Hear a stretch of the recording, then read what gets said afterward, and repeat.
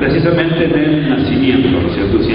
En la aparición del cine. Tuvimos un muy breve, muy rápido y excesivamente largo recorrido histórico, y sobre todo yo hice hincapié, y no lo voy a repetir ahora lo que hicimos, pero sí me parece que es importante que tengan en cuenta esto: tres consideraciones o tres perspectivas para tener en cuenta cada vez que se habla del origen o la aparición del cine, ¿no? Habíamos dicho algunos elementos, si se quiere, míticos de la especie humana, que la necesidad de conocer el mundo, de algún modo de representarlo como un modo de poseerlo, y también esta necesidad humana de comprender la vida y de algún modo recreándola, construir vida, recrear vida. Y esto es indisociable del movimiento, ¿no? Los juegos de sombra, los muñecos de sombra, las marionetas, tienen que ver con hacer vivir a otros personajes y manejarlos, así como en el relato mítico los dioses manejan al hombre. Esto sí es muy antiguo. También es muy antiguo y casi antropológico esta necesidad de narrar explicaciones sobre la realidad, buscar una explicación de la realidad y construirla dentro del cuento, de narración. Esto es el mito, esto es el relato histórico de cada pueblo que se explica a sí mismo, y cómo en muchas culturas estos relatos también se plasmaron en imágenes. Por lo tanto se ven casi como viñetas, secuencias de imágenes que pretenden plasmar un relato. Lo que veíamos y citábamos, la pictografía, o las pinturas de las pirámides egipcias, cosas como la columna de Trajano que mencioné yo, una serie de relatos históricos, o sea, de hechos históricos que están plasmados en secuencias de imágenes.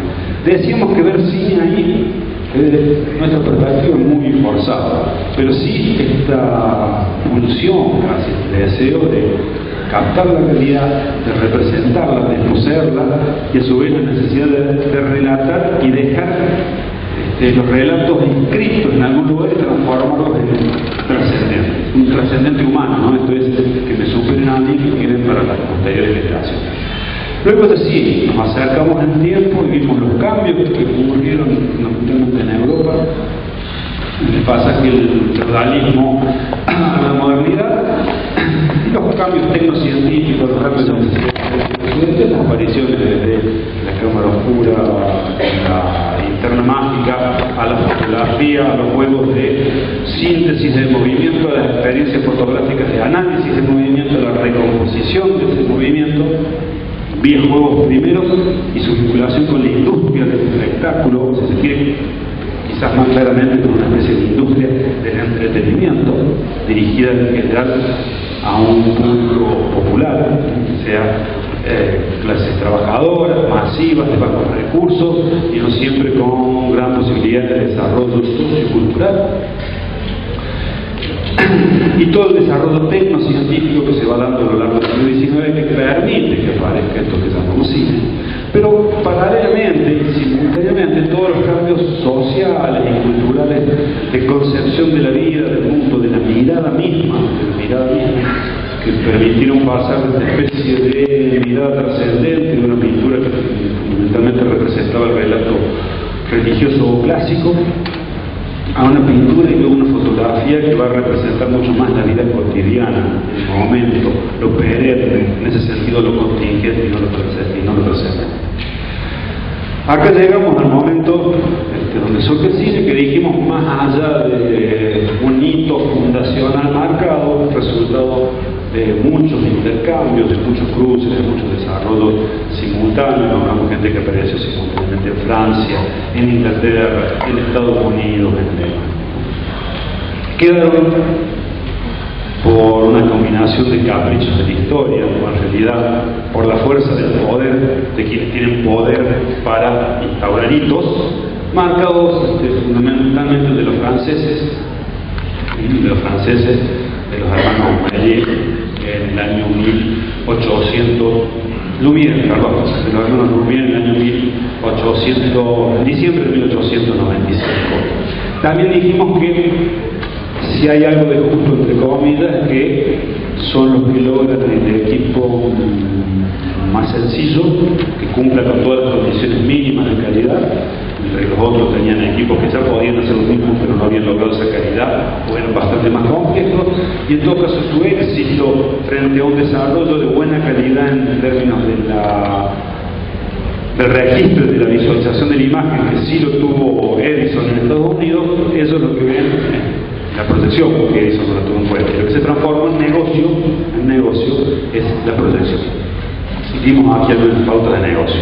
Voy a insistir en esto varias veces, porque nosotros estudiando cine o medios audiovisuales en una escuela de arte, tendemos a pensar que el cine en su origen fue un arte, según cómo se entiende arte, claro.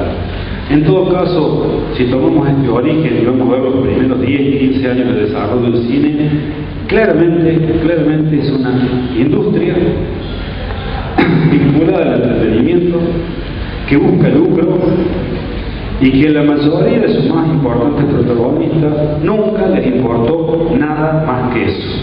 Y me animaría a decir hoy que en el más alto porcentaje pasa exactamente el mismo.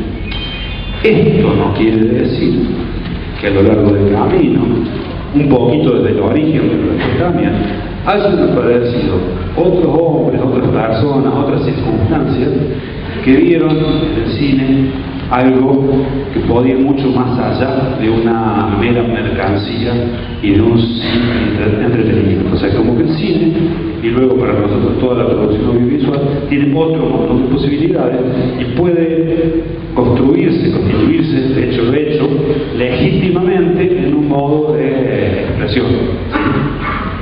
Pero su origen, su desarrollo, de hecho, por hombres que en general tienen muy poco que ver con eso, o que no es eso lo que buscaban.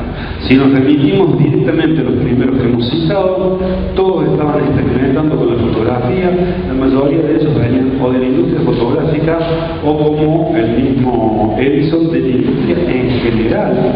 O sea, habíamos dicho, Edison fue quien inventó el fonógrafo, fue quien inventó la lamparita eléctrica, experimentaba con electricidad, o sea, una especie de industrial norteamericano de fines del siglo XIX, dentro de esta modalidad de emprendedor dentro de una economía liberal, que estaba buscando cosas nuevas que puedan ser interesantes, aparentemente útiles también para la sociedad, y que le garanticen a él un lucro, o sea, que sea negocio. Pues bien, terminamos entonces la semana pasada en este punto.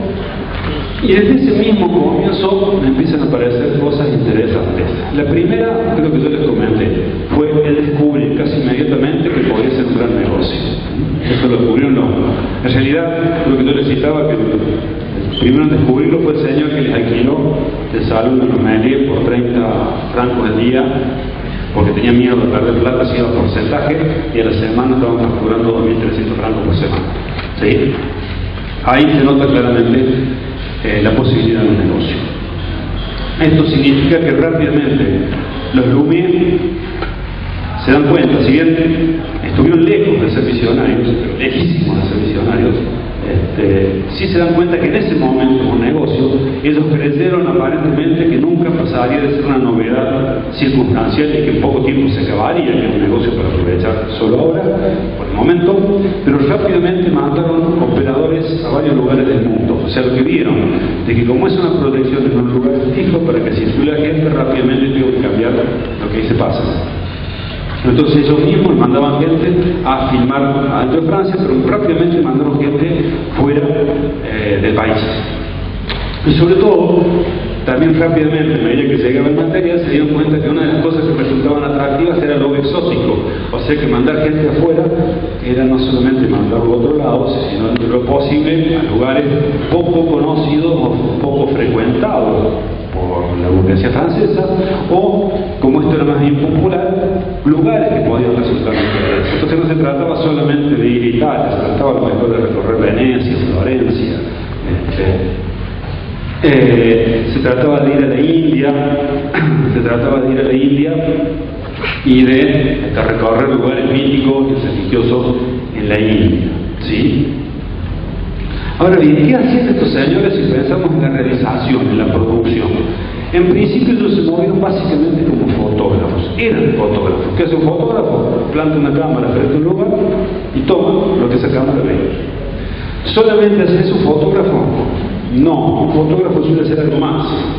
Digo, si algunos de ustedes sacan fotos, que supongo que se necesitan muchos de ustedes deben sacarla, y muchos han sido objeto de foto, y todos más o menos acomodan lo que ve delante de la foto, ¿no? Córranse un poquito más acá, no anda más atrás, pónganse de este lado que da mejor la luz. Esto está muy lejos de ser lo que llamaríamos una puesta en escena, pero no es una cosa tan simple como a lo mejor la del periodista gráfico que va y toma lo que hay para el diario. El fotógrafo un poco también acomoda su escena para que se vea bien. Pero el criterio era del fotógrafo. Pongo en un lugar donde hay algo que me llama la atención, si están las posibilidades lo acomodo, si no más o menos me acomodo yo y tomo lo que la imagen muestra. Con una fuerte tendencia al plano más o menos amplio. Al plano más o menos amplio. Digo, esto que le digo no es menor, pero tiene que ver con todo el proceso de realización. Llegar a la combinación de planos que vemos regularmente en el cine y en la televisión, lleva un proceso de casi unos 15, 20 años de pruebas distintas hasta terminar de armar todos los elementos que hoy se utilizan y hasta empezar a usarlos como hoy se utilizan. Porque si algunos empezaron a usarlos de un modo más pobre, no tan expresivo como actualmente. En esa primera proyección, no sé si en el primer día o en el primer día, los Lumière para esa proyección invitaron a mucha gente que conocía. Uno de los invitados fue el señor Georges Méliès, que tenía una característica particular. Dirigió un teatro popular, un teatro más vinculado al teatro de variedades, si se quiere, donde hay espectáculos muy variados, vinculados a pequeñas puestas en escena, obras muy sencillas, trucos de magia, malabaristas, esta mezcla entre teatro y circo, si se quiere, que hay en los teatros populares. El señor Méliès quedó fascinado con el que quiso comprarles una máquina para ver qué podía hacer con esto, un equipo de filmación y proyección. Una anécdota quizás apócrifa pero simpática, que los Lumière no se la quisieron vender, pero le dijeron, no hombre, no vendemos esto porque si se la vendemos le vamos a hacer perder plata, esto es una curiosidad que va a durar un tiempo, nomás que va a desaparecer, no gaste plata en esto. Esta es su visión, ¿no? Así le fue. Georges Méliès, un poquito más visionario que él, o bastante más que yo, aunque no ha sido el más visionario de todo, decidió, no se quedó convencido con eso. Y si recuerdan, yo en la clase pasada le dije que entre las cosas que ayudaron al desarrollo del cine había sido esto que muchos trabajaran simultáneamente y que tuvieron los equipos casi listos. Entonces el señor Méliès, cuando no se la vendieron los Lumière, se puso a averiguar y se enteró que había un señor Robert Paul en Inglaterra que tenía esa cámara, que ya había visto la de Lumière también y por lo tanto había mejorado la suya, entonces había copiado, ¿sí? Y le compro al señor Robert Paul una cámara. Y vino a París y empezó a filmar con su cámara. ¿Y qué empezó a hacer?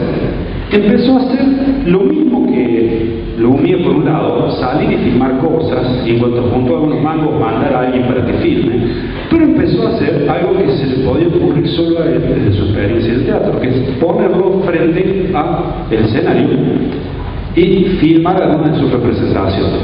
Yo diría, ¿para qué quiero una filmación de una obra de teatro que puedo ver en el teatro? Porque este señor se dio cuenta de que a su obra de teatro y a que la gente fuese al teatro, que en general es más caro que lo que eran las proyecciones del cinematógrafo, podía hacer esas películas y llevarlas a otros lugares. O sea que podía de algún modo amplificar su negocio. Pero hasta ahí lo que se le ocurrió fue filmar las obras, hacer puestas en escena para ser filmadas, y insisto, como una especie de espectador privilegiado. Entonces algunos que está usted acá en el medio y ve el recuadro ahí claramente, el plano del escenario del teatro completo, con una puesta en escena acá claramente ficcional, y más que pieza casi fantástica, a veces, ¿no? De fantasía, un teatro de fantasía, para mostrarlo en otros lugares, para poder llegar al público que no iba a su teatro. En esta búsqueda, en este salir y venir, ocurre, también dice una anécdota que no podemos nunca terminar de saber si es cierto o no, pero es muy probable que lo sea. Con una grabación que estaba haciendo el señor, gente operadora del señor Méliès en la plaza de la ópera, se le traba la máquina se movía a mano, no la máquina eléctrica. Estaban filmando, en un momento se le traba, paran, se demoran un poquito para destrabar y arrancan de nuevo. Cuando proyectan ese material, ven que donde había una especie de tranvía, en esa época tirada a caballo, ¿no? Como una especie de transporte colectivo en ese sentido, no por una persona, sino transporte colectivo, había desaparecido y había un carruaje fúnebre.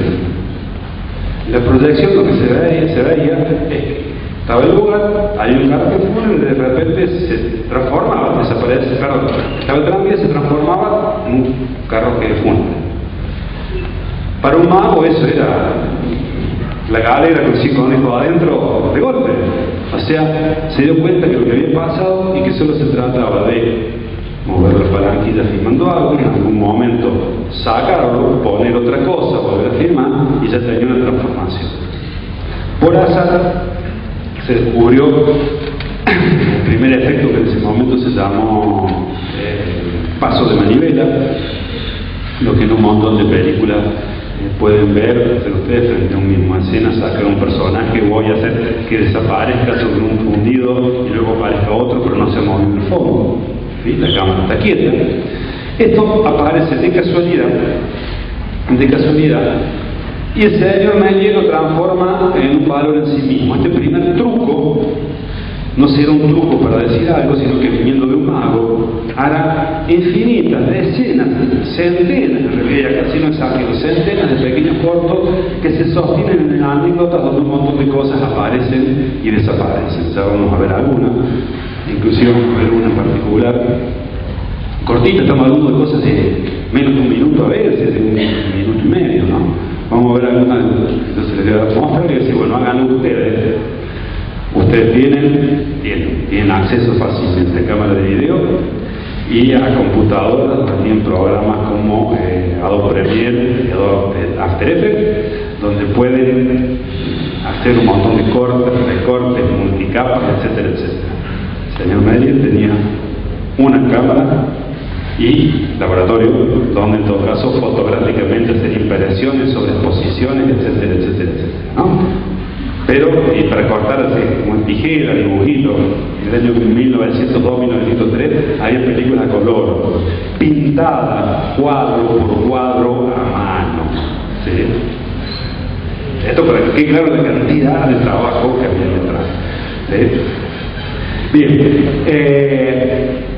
esto es un primer avance en las posibilidades de expresión y de narración que aparecen absolutamente por azar. La cámara en principio está fija y no se le ocurre a nadie moverla. Inclusive lo que hoy vemos normalmente saben que es un traveling, ¿no? Es un desplazamiento de la cámara completa con todo su eje, ¿sí? Lo que podemos llamar primer traveling también aparece por azar. Cuando los Lumière mandan a sus operadores a Venecia, uno de ellos se sube arriba de una góndola. Se sube para sacar fotos arriba de una góndola, sube la cámara arriba de una góndola y filma desde la góndola. Y lo mismo cuando uno va a la India y un lugar del río Ganges en la India, un lugar de baños rituales, religiosos, pero ocurren todo en la orilla del río.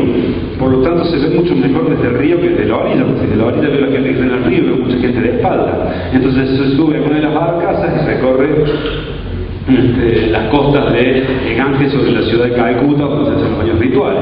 Otro traveling. Mover el traveling en escena demorará muchos años más, pero esos pocos movimientos que no tienen que ver con un movimiento previsto para la escena aparecen casi por azar. O sea, no se está pensando en traveling, no existe la palabra traveling. Yo me subo a la góndola, pongo la cámara en la góndola, subo una barca barcaza, pongo la cámara en la barcaza. A algún norteamericano tiempo después se le ocurrió, me pongo con la cámara ya a principios del siglo XX, con algunos tranvías y con algunos trenes, sobre todo con el tren, me pongo adelante del tren y filmo el paisaje hacia del tren, o me voy atrás, y adelante me da miedo y es peligroso, y del vagón de atrás filmo el paisaje que va abandonando el tren. Estos fueron los primeros desplazamientos de cámara, El señor Georges Méliès quedará como un hito en la historia del cine por estas innovaciones y por un par más que tuvo, algunas por azar, otros por necesidad, de las circunstancias. Él se sostiene como empresario y se desarrolla como empresario bastante tiempo, en comparación del Lumière, que por el año 1901-1902 prácticamente abandonan la producción y se dedican solamente a la fabricación de equipos. La de ella se desarrolla como una empresa un poquito más compleja, un poco más grande, mandando operadores afuera que filmen, proyectos en el país, buscando cómo distribuir afuera, mandando películas a otros países, inclusive a Estados Unidos. También uno de los primeros en construir, probablemente en Europa, fue el primero en construir un estudio, ¿no? Hemos dicho que Edison fue el primero que construyó su estudio, Black Maria, en el estado de Nueva Jersey, a las afueras de Nueva York. Méliès construye una en la localidad de Montreuil, a las afueras de París, y lo hace como una especie de invernadero, de vidrio, porque necesita la luz del sol. Lo que necesita es aislarse, en todo caso, de inclemencia de tiempo, con seguridad, más los vientos y poder dejar cosas extras. Entonces tiene uno de los primeros de estudio y por necesidad también en un momento va a grabar un cantante, una escena como si cantara, no hay sonido, pero este cantante no está dispuesto a grabar ni al aire libre ni en un lugar frío porque teme que eso le haga daño a sus cuerdas vocales, exige ser filmado en un teatro. Entonces Méliès arma de algún modo el primer esquema de luces, con luces de arco, luces pesadas, enormes y que levantaban un calor altísimo, porque no son las luces incandescentes, sino luces que hacen un arco voltaico entre dos nodos y eso provoca luz, o sea que levanta mucha temperatura. Hace unas primeras grabaciones, las primeras escenas grabadas, filmadas en este caso, con luz artificial. Claramente es el que incorpora así rápidamente la idea de cinematógrafo vinculado al mundo del espectáculo, o sea que lo lleva dentro del teatro y pone la escenografía y la puesta en escena como un recurso fundamental del cine. No solamente salir y filmar lo que hay, sino preparar una escenografía, preparar toda una situación como en el teatro, pero para el cine. Entiéndase, para el cinematógrafo con esta posibilidad de trucado que él utilizaba. Insisto, entiéndase, acá el truco todavía no es un medio para decir algo, expresar algo, sino casi un fin en sí mismo, que resulta muy atractivo por lo sorprendente. Vamos a ver algo.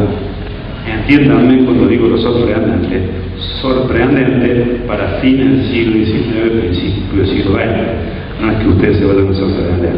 En todo caso, lo que sí los va a sorprender si se ponen a pensar es la capacidad para hacer eso con los escasísimos recursos tecnológicos que tenían.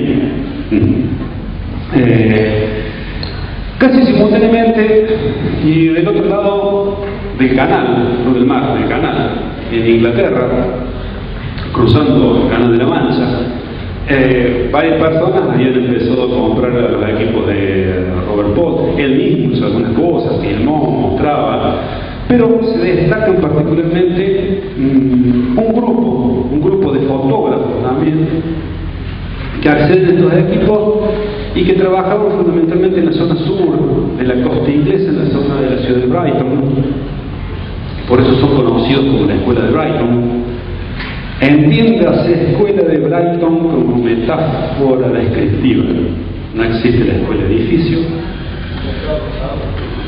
inventada por un historiador, no existe la escuela edificio, ni es un grupo de 3 o 4 fotógrafos que, como ocurre a lo largo de varios, sobre todo siglo XIX y comienzo del siglo XX en Europa con la pintura, que se agrupan y tienen manifiestos de cómo tiene que ser la pintura, etcétera, etcétera. Entonces uno habla de los impresionistas, o la escuela impresionista, la escuela expresionista. No es esto, sino es una metáfora descriptiva, porque estaban en el mismo lugar, porque estaban más o menos en las mismas condiciones y porque surgieron una serie de experimentaciones entre el azar y la búsqueda que fueron muy importantes, pero muy importantes, aunque no sea tanto el material que queda, aunque se acceda fácilmente al material de los produjeron.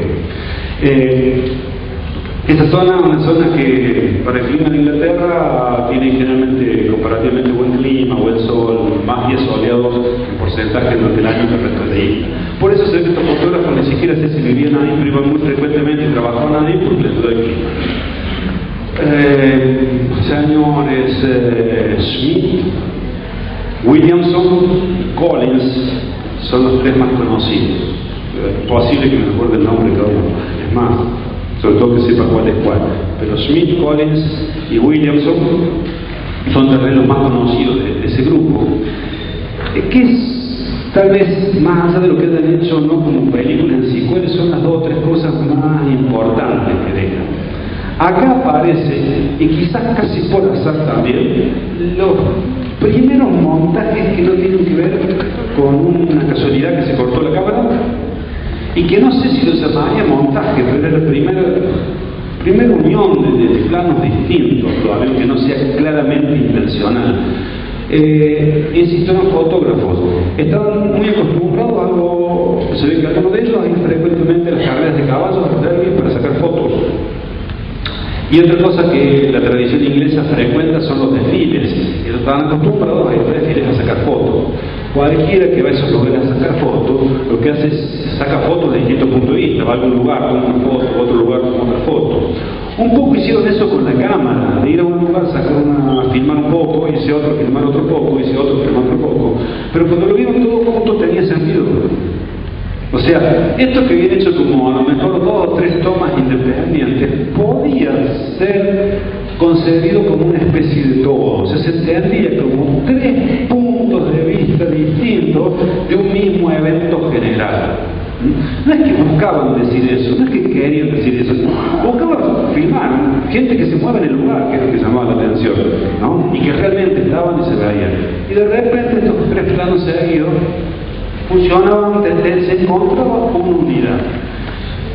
Se encontraba poco a poco, y esto va a aparecer rápidamente en el cine, si la pintura y la fotografía era una representación bidimensional. A ver si me entienden, me preguntan la duda, pero cualquier duda. Si la fotografía y la pintura realista era una representación bidimensional de un espacio que en la realidad era tridimensional, y lo hacía de un modo que me era de una percepción y comprensión sencilla, esto es, el sistema perspectivo me permite que yo, esto lo dije en la clase pasada, el sistema perspectivo me permite que yo represente en 2 dimensiones un espacio de 3 dimensiones y que lo perciba de un modo muy similar, o homólogo diría yo, a mi percepción de 3 dimensiones, ¿no? Es lo más parecido.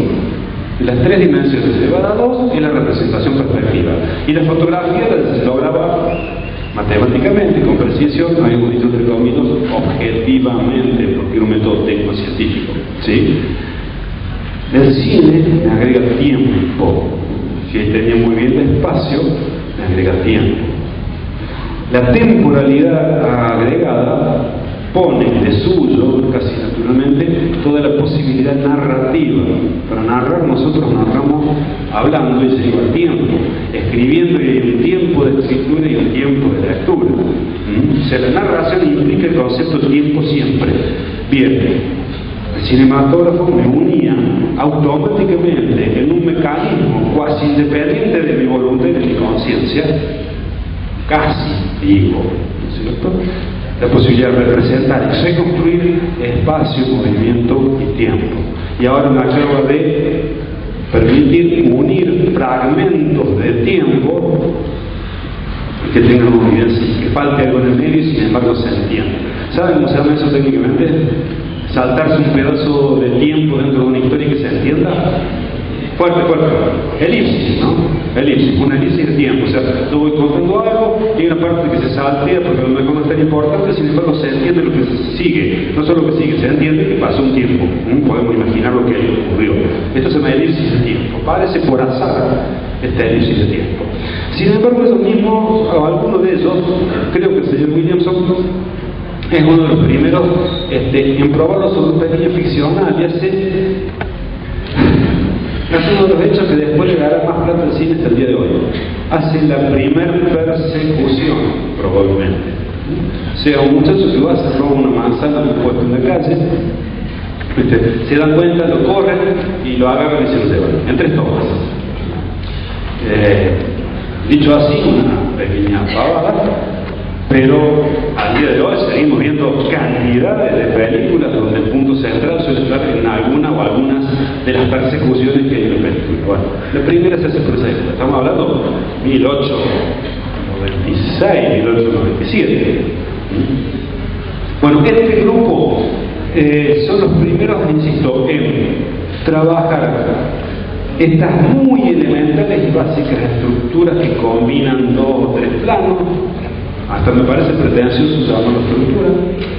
Son los primeros en mover las cámaras en estos lugares, en plantear una ficción, y son los primeros prácticamente progresivamente, no inmediatamente, pero poco tiempo, en ir acercando la cámara. O sea, no trabajar con este cuadro tan amplio, sino en ir acercando la cámara. Después, aparentemente, el mérito de usar el primer plano se lo llevaron otros, incluido Griffith en el año 10, 12, 15 de Estados Unidos. En realidad ellos ya lo juegan, lo experimentan, a veces lo hacen hasta por casualidad. Hay un pequeño cortito de uno de ellos que se llama The Big Swallow, algo así como, que es muy feo, pero sería algo así como la gran tragada, el gran bocado. Un personaje que ve que lo están filmando, se enoja, se pone nervioso y está resuelto en 300 tomas en realidad. El personaje se acerca a cámara, con lo cual va a dar un primer plano, pero se acerca tanto a cámara que abre la boca y la cámara queda en negro, ¿no es cierto? Y se abre la boca para comerse el camarógrafo. Y en la toma siguiente se lo ve masticando y tragando, como si se hubiera comido el camarógrafo, se da vuelta y se va. Fantástico como juego de hasta de imagen dentro de la imagen, ¿no? O sea, no pensado, pura creatividad, porque el tipo se come la cámara, pero luego vemos la cámara, otra, que él tiene que hacer de cuenta que no está, porque se puso muy nervioso por la anterior, pero ahora traga mirando a cámara, se da vuelta y se va. No sé, todo un juego, uno lo comenta, se parece muy naif, pero a algunos se les debería ocurrir por primera vez. Estas cosas en televisión, en cine, la vemos acá rara, ¿no? El tema es, fueron los primeros en pensar. Esto es bueno porque además me parece que es interesante que descubran de muchas de las cosas que ven y que parecen alguna novedad, se hicieron en 1897, 1898, 1899.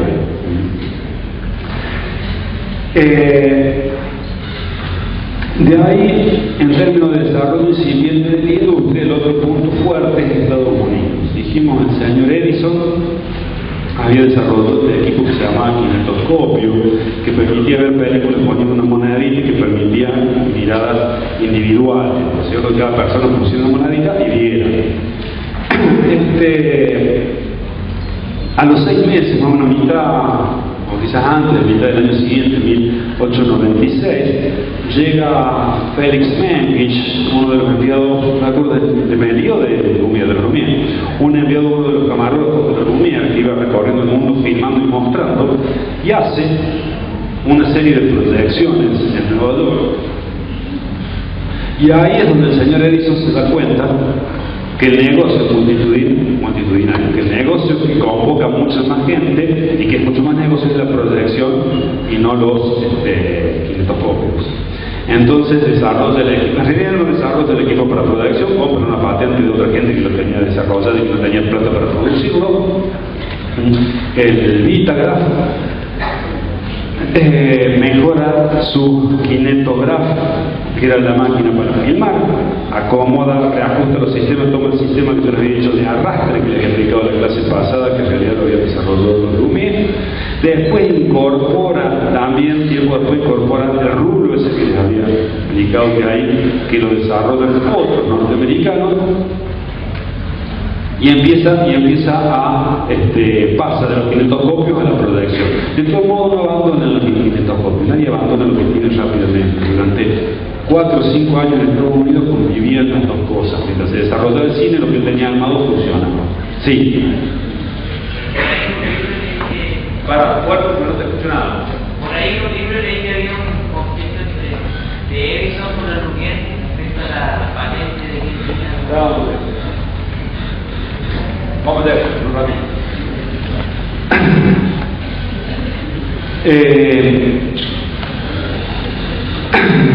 Entonces le decía, él ve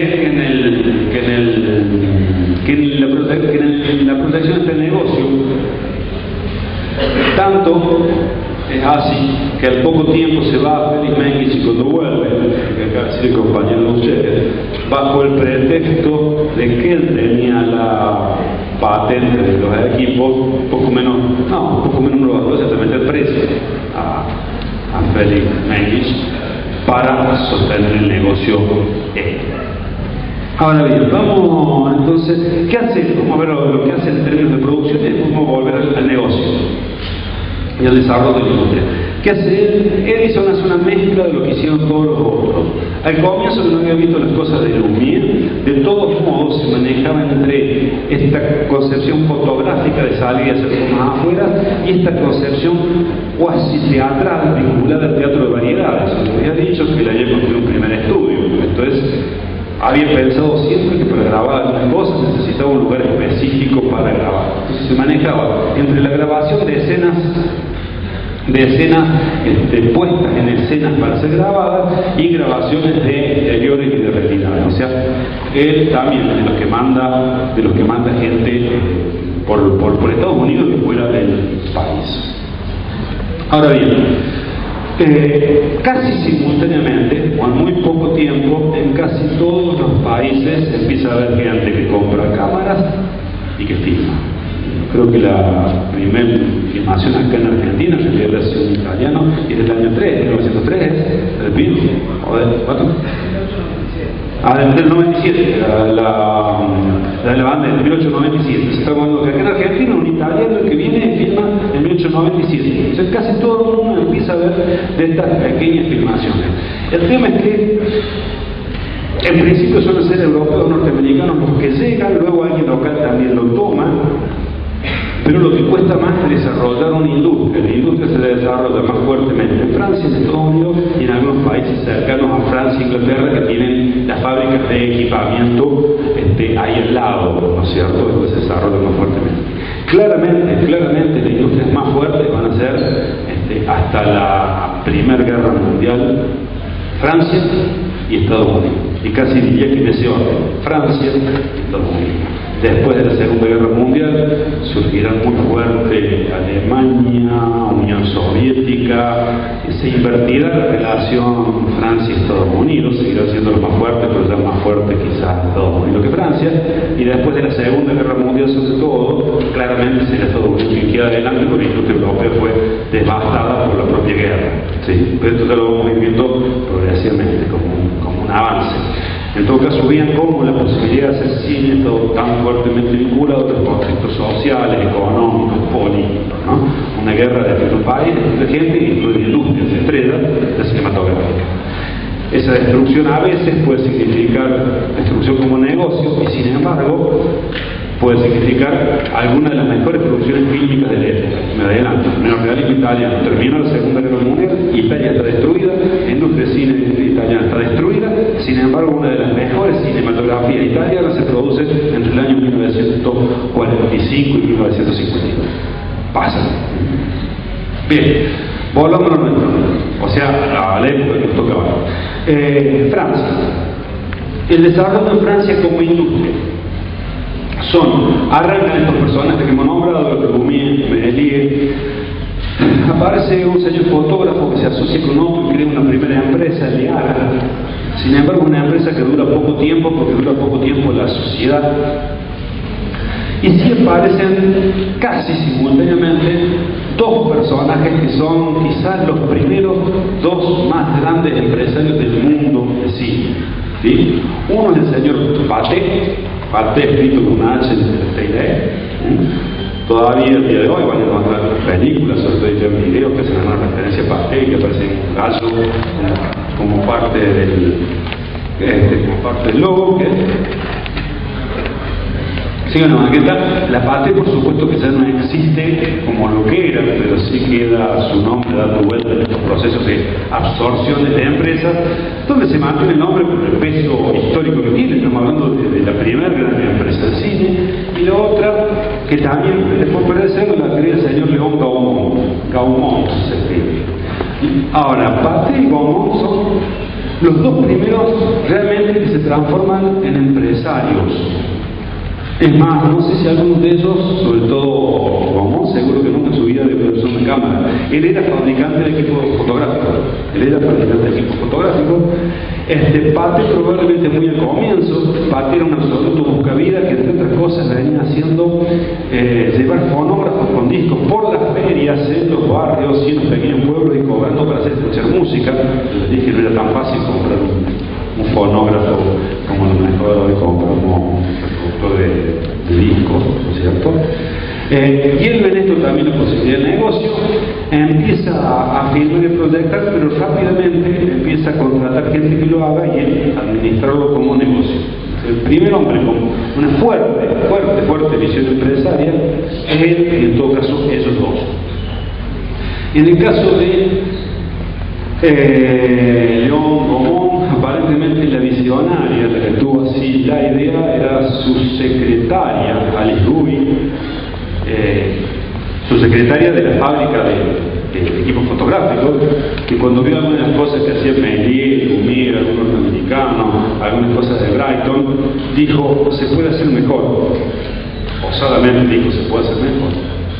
León Gaumont, que no confiaba nada, o no confiaba demasiado en eso, porque como empresario había aprendido que no apuesta, no gana, le dijo, bueno, pruebe, pero los fines de semana, no me deje el trabajo de semana en la fábrica. Entonces Alice empezó a filmar los fines de semana. Y parece ser que le salieron algunas cosas muy bien, porque de ahí arrancó una industria que fue sumamente exitosa, donde ella fue la cabeza de la producción hasta el año 1905. 10 años atrás, si toman algunos de los libros de cine un poco más viejos, ni lo nombran. La Cosa no la nombra, Buber no la nombra muy poco. Si toman un clásico del cine de los 60, como la historia del cine de Georges Safran, un francés, no la nombra. No había mucho material de ella, no se había excedido el material de ella. Y no sé si es cierto o no, las feministas dicen que no la nombran porque es mujer. Parecería ser que realmente no había mucho material disponible, que a medida que se fueron abriendo archivos, que los historiadores dejaron de dedicarse a repetir lo que decían otros y se fueron a buscar las fuentes, encontraron material y tienen una producción monumental. Cuando decimos monumental es por la cantidad y por la variedad de cosas que habían, inclusive porque también se descubre mucho después que de las primeras es tratar de hacer estructuras narrativas, inclusive compuestas en escenas pero en interiores, no necesariamente en un teatro, las primeras que empieza a probar alguna combinación de planos. Desde el comienzo intenta hacer también formas de sincronismo entre la proyección y grabación de sonido. Eso lo intentaron hacer casi todos. El origen, yo no recuerdo si el origen, disculpenme si lo repito, pero por ahí vieron con la edad uno se olvida lo que dijo, entonces repetirse. El origen de algunas de las búsquedas de grabación de imagen de Edison de Estados Unidos es que él ya tenía grabación de sonido. Él había desarrollado el sistema de grabación de sonido por el gramófono. Entonces quería tener grabaciones de imágenes para que funcionaran juntos, y su frase, apócrifa o verdadera, no sabremos nunca, pero simpática, es que quería encontrar un mecanismo que permitiera registrar la imagen y el sonido para escuchar a ¿cómo se llama este cantante famoso de ópera del siglo pasado? Para escuchar a un cantante de ópera como si uno estuviera en la ópera. O sea, la búsqueda casi desde el origen está dirigida a tratar de capturar estas imágenes de la realidad o de la vida, sean vida social, real, cotidiano, sean puestas en escena como una ópera, en sus términos más naturalistas, esto es, imagen, movimiento y sonido. Eso se pretendió desde el comienzo. No se hizo porque técnicamente no era fácil conseguirlo, pero las investigaciones, las búsquedas no se abandonaron nunca. Ya vamos a ver, en el año 1927, cuando se empieza a usar el sonido sincrónico regularmente, no apareció de golpe, no apareció un día para el otro, no apareció porque a alguien se le ocurrió. Había prácticamente 30 años de laburo atrás de eso, tratando de hacerlo, con un logro más o menos fallido, más o menos exitoso, poco confiable, que hacían que no fuese un gran éxito, ¿sí? Pero nunca se dejaron de hacer. Estas proyecciones de un cine que, o sea, estas proyecciones de imágenes en movimiento que no tenían registro de sonido, fueron casi desde su comienzo acompañadas por alguna música que se tocaba por fuera. ¿Sí? Una pequeña pianola, un pequeño grupo de música, luego grupos de música más grande, pero rápidamente se notó, en términos de concepción, que cambiaba nuestra percepción de esa imagen de movimiento si además era acompañado por música. O sea, rápidamente se notó el valor expresivo de la música, el plus que agregaba la música. Un autor que a lo mejor vean ustedes en algún texto, no sé si en realización usa algún texto o el sonido de Michel Dion, un francés, al comienzo del libro La Audiovisión dice: no se ve lo mismo cuando se escucha, no se escucha lo mismo cuando se ve. Esto es, los sonidos cambian, la música en este caso cambia, la percepción de las imágenes que estamos viendo, en realidad se escucha distinto también cuando va acompañado de alguna imagen. Esto, sin esta capacidad de conceptualizarlo formalmente, intuitivamente se percibió rápidamente. Algunos dicen que la utilización de la música acompañando a la imagen en realidad fue para tapar el ruido proyector que molestaba. Otros dicen de que porque esas imágenes en silencio, en blanco y negro, son demasiado fantasmagóricas, son espectros de muertos, eso ya habíamos hablado la vez pasada, creo, ¿no? Bueno, probablemente decirlo todo simultáneamente. Esto es, a lo mejor se puso para tapar el ruido, a lo mejor se puso porque en absoluto silencio eso era más a lo mejor lo que asustaba o lo que angustiaba que lo que motivaba, y rápidamente se descubrió que la música funcionaba, y no solo que funcionaba, sino que claramente según qué tipo de música creaba distintos climas, con lo cual rápidamente también se pensó que según qué filmara yo lo que quería decir, debía ser acompañado por una música distinta, ¿no? Distinta. Decíamos entonces, estos dos empresarios importantes en Francia, empresarios importantes significan equipos de gente trabajando, significa producción en cantidad, significa mandar gente afuera a filmar, significa filmar en el país, significa desarrollar estudios, pero significa conseguir salas donde se exhiba, significa mandar fuera del país para que se exhiba.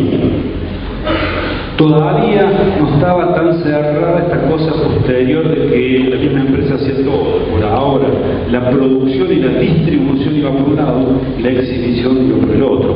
¿Dónde se exhibía? Dijimos, se exhibía en general en café concert, en teatros populares, en salones de music hall, en salas de variedades. O sea, se exhibía en ambientes donde simultáneamente se hacían otra serie de espectáculos de entretenimiento. Recién en el año más o menos, como digo año, no es un día, una fecha por época, recién por el año más o menos 1905, en Estados Unidos primero y luego progresivamente en Europa, van a empezar a aparecer pequeñas salas que son exclusivas para proyecciones del cinematógrafo. Pequeñas salas, son muy pequeñas. Lo que hacen es, de algún modo se parecen a los cines actuales nuestros, que son un poco más chicas. Digo, ustedes son muy jóvenes, pero si por acá hay algún viejo, si preguntan a sus padres, los cines hace 30 años en Córdoba eran salas para 800 personas, para 900 personas, para 1000 personas, ¿cierto?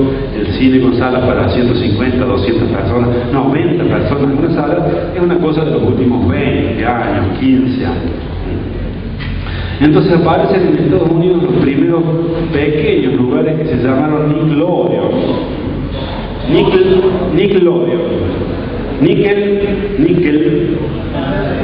como el canal Nickelodeon, ¿sí? Estas primeras salas, como el canal Nickelodeon se llama así por esas primeras salas de cine, Níquel, del material níquel, en realidad porque costaba 5 centavos de dólar de entrada y en la agenda cotidiana norteamericana era un níquel. La monedita de níquel, de 5 centavos de dólar, entonces era un níquel. Y Odeon, la palabra Odeon, en realidad es de origen griego, en el teatro griego se estaban en tragedia, un lugar grande, abierto, y para mucha gente solía haber una pequeña sala más cerrada, techada, donde se hacían presentaciones de coros más pequeños y para menos gente, y se llamaban odeones, ¿no? Entonces esta pequeña sala para poca gente, en este caso al costo de níquel, se le conoció como nickelodeon. Esto también significa un cambio, un proceso de aceleramiento en la producción de la industria. ¿Por qué?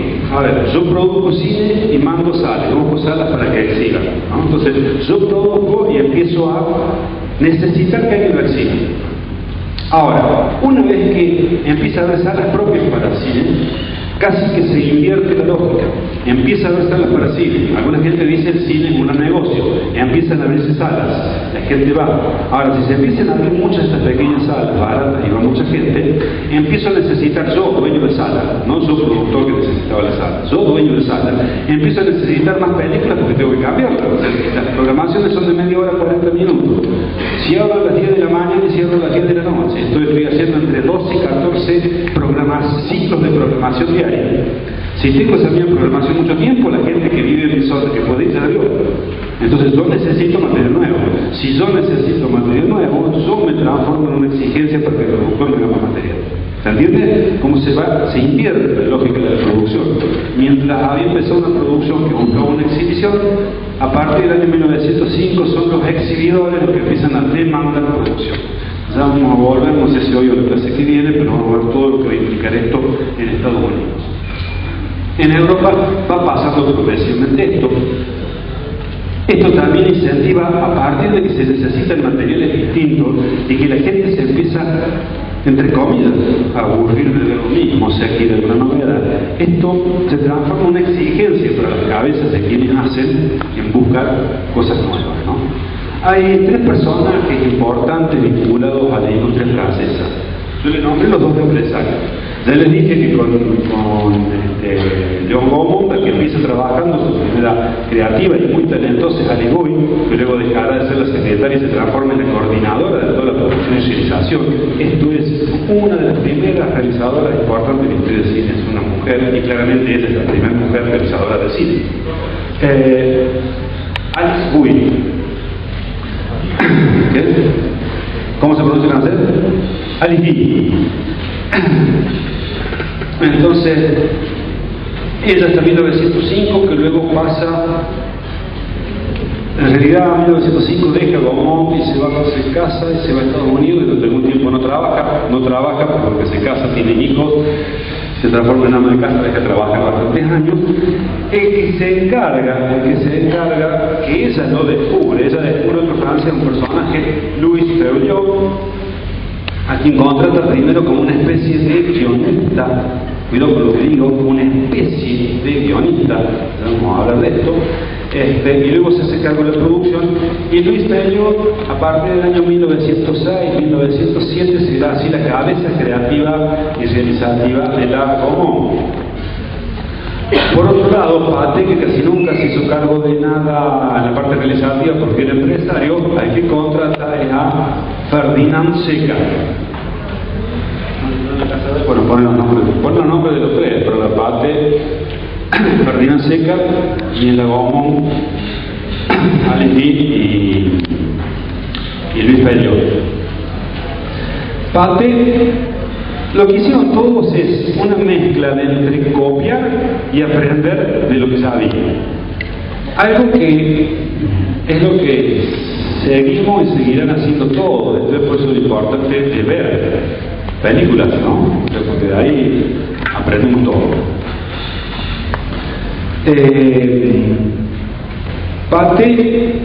Ferdinand Seca, mirando los trabajos de Lumière, mirando los trabajos de Méliès, mirando los trabajos de Brighton, es el que empieza con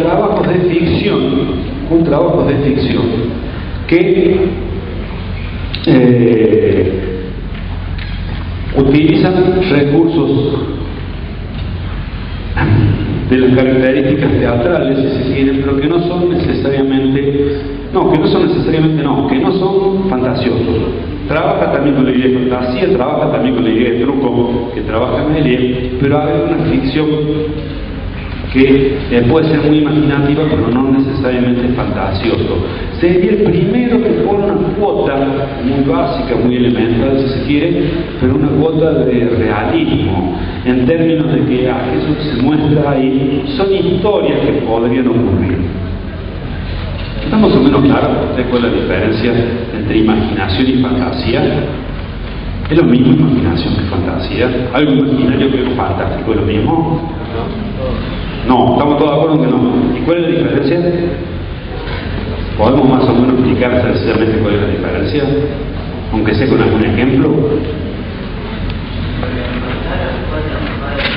No escucho nada, alguien que si está lejos que se pare y casi que grite.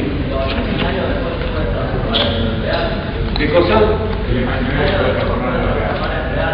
¿Se escucharon? ¿Se algo imaginario? Es algo que me lo estoy imaginando, pero que podría ser real. A ver, ejemplo. Podría pasar dentro de 15 minutos, o no, la clase que viene. Podríamos tenerlo de invitado para que nos dé una charla de su experiencia como actor acá, a George Clooney. Es muy poco probable, pero es posible. Es posible tomarse un avión, uno de nosotros lo contacte por teléfono, que se tome un avión, que se venga y que esté acá. Entonces empezaron a poner nerviosas a las chicas. Y celosos nosotros. Bien.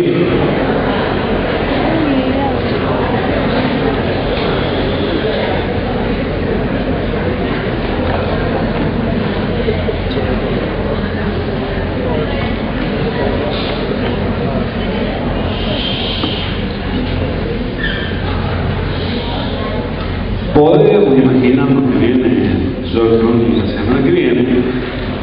Sería expresión de un deseo. Yo no me quiero comprometer a nada, pero casi seguro que no va a ir. Pero podría ocurrir. Podría venir a darnos una charla de su experiencia en la filmación de sus 3 o 4 últimas películas. Shrek. Shrek es un personaje fantástico, no existe. Si existe la voz, no existe el Shrek. Bien, en este sentido, por favor, insisto, gente, lo que están al fondo, insisto lo que dije en la clase pasada, insisto lo que dije al comienzo de esta clase.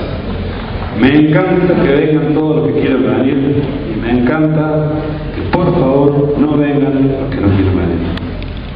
Te repito lo que charla.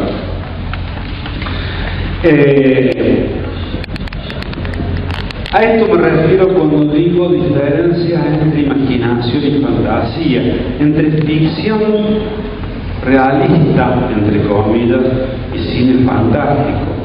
Méliès hacía fantasía donde aparecían y desaparecían cosas, personas, bichos raros, jugaba con la escenografía y con las apariciones y desapariciones cuasi mágicas.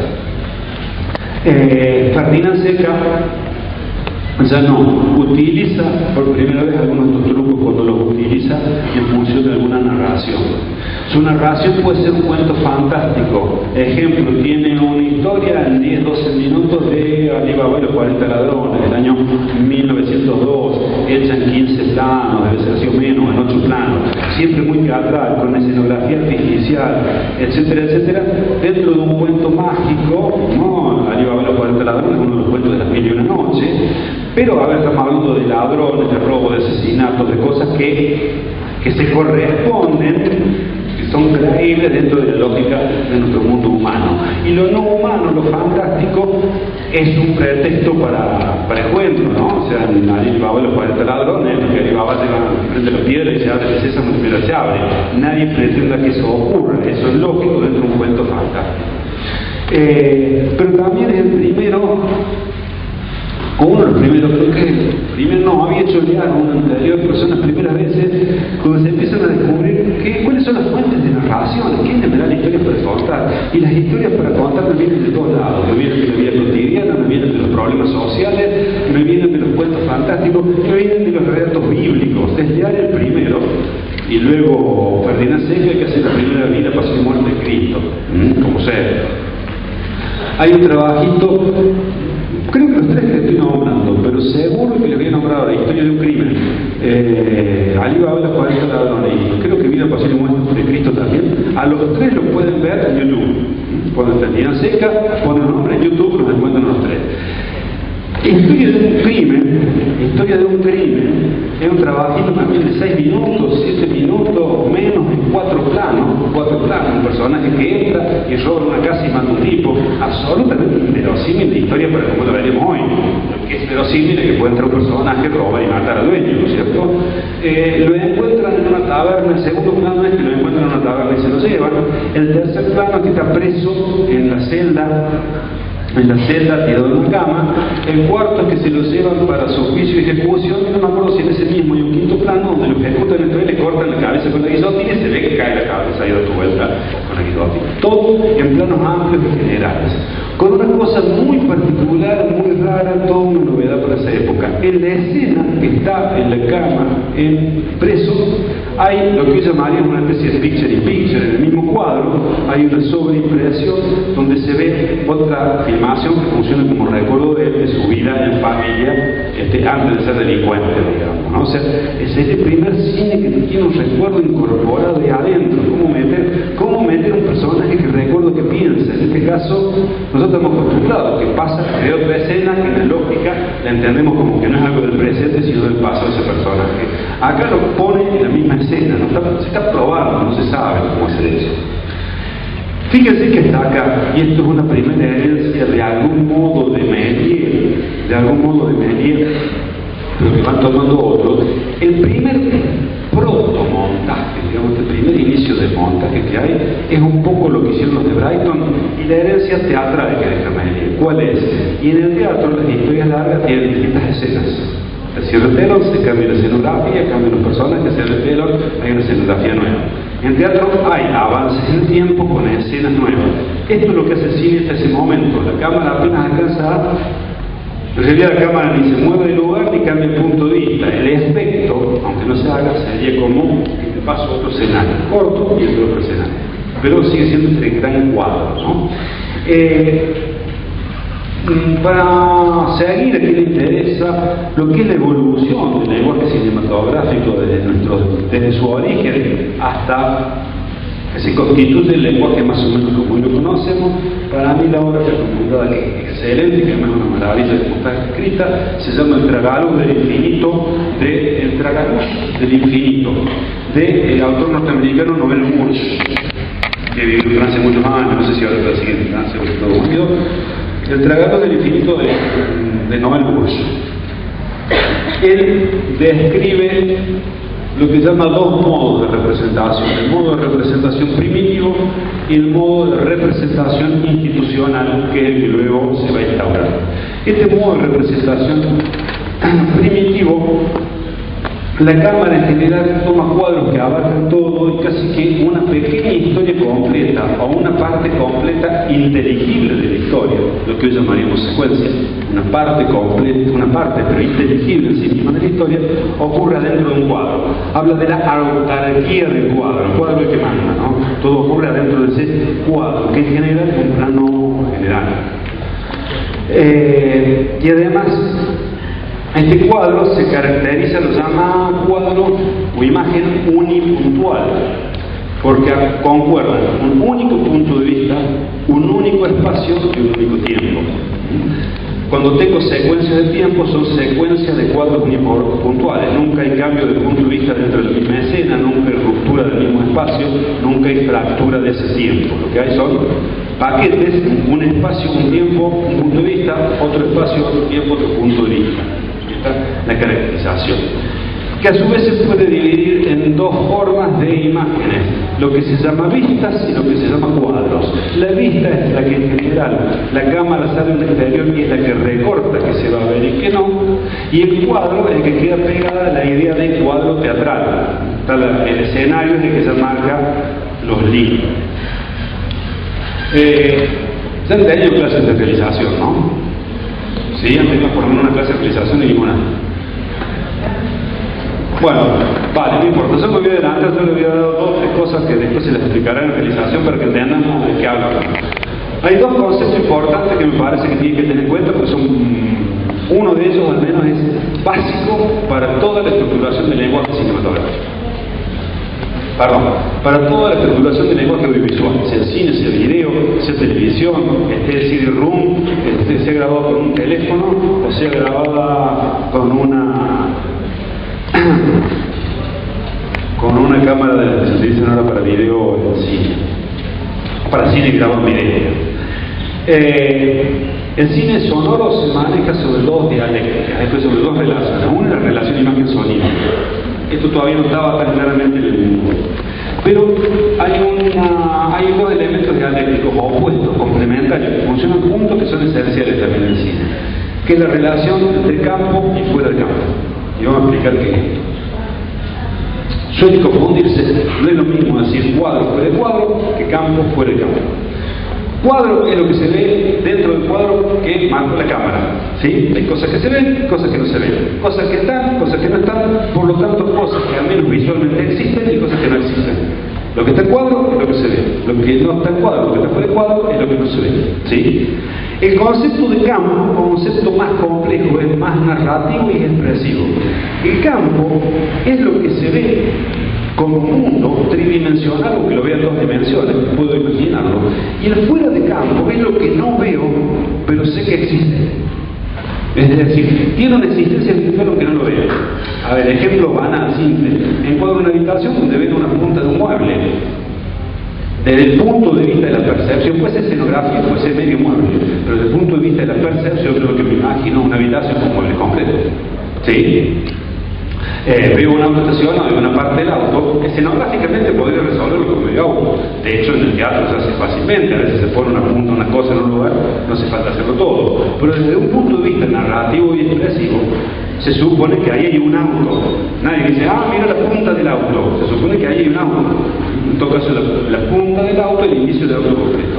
En cine más, en televisión lo vemos cotidianamente, en la medida que ustedes ven un diálogo y luego ven una persona que mira hacia el costado, no es un loco que habla al vacío, le habla a alguien que está ahí que no lo veo. Eso significa que hay un espacio donde el otro existe, ¿no? Este es fuera de campo, ¿sí? Bien. Esto es para decir, en estas primeras grabaciones, si tomamos las vistas, la vista en sí misma, en exteriores no solamente recortaba el cuadro, sino que de algún modo delimitaba un fuera de campo claro que no necesariamente era inteligible o importante en su comienzo. Mientras que el fuera de campo y el fuera de cuadro, en los cuadros, no en las vistas, en los cuadros, estaba marcado por el fuera de foro teatral. Son los cortinados del teatro de costado los que delimitan qué se ve, qué no se ve, qué es mundo que existe, qué es mundo que no existe. Después, cuando yo digo plano general, también para que nos entendamos, no deben haber visto la categorización del plano. Muy rápidamente. Se habla de plano general o gran plano general, ese plano que es abarcativo de un gran espacio que tiene que ver con poder ubicarnos en alguna dimensión espacial, de una ciudad, de un paisaje, o de algún ambiente grande. A ver, como si tuviese una cámara allá, o el compañero que tiene la cámara por ahí estuviese encuadrando todo esto, no solamente se ve a mí, sino que se está viendo todo este espacio vacío atrás, ¿no? O sea, es un tipo de plano que sirve para mostrar fundamentalmente un contexto. Y eventualmente, si se achica un poco, algunos de esos personajes en un contexto. Pero básicamente esos planos en la película que tienen un plano de paisaje ciudadano o externo, donde se ven algunos personajes que no necesariamente se reconocen claramente, o se los reconocen, pero como hay, como en el medio de todo.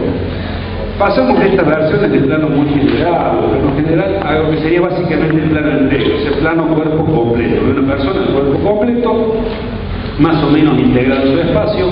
La referencia de la persona, pues será más o menos abierto según un poco más de gente, un poco menos de gente.